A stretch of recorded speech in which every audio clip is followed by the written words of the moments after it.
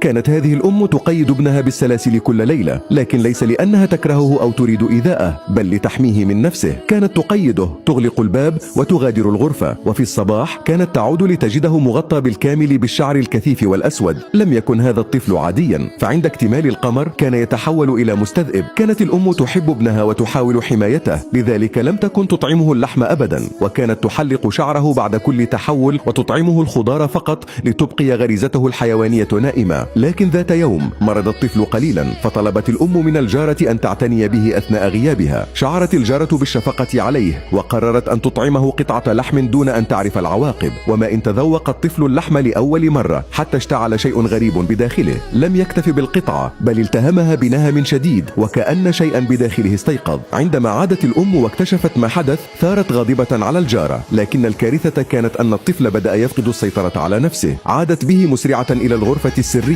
لكنه كان غاضبا بشدة، ومع أول صرخة تحول بالكامل إلى مستذئب أمام عينيها. صلي على الحبيب، وضع لايك واشتراك.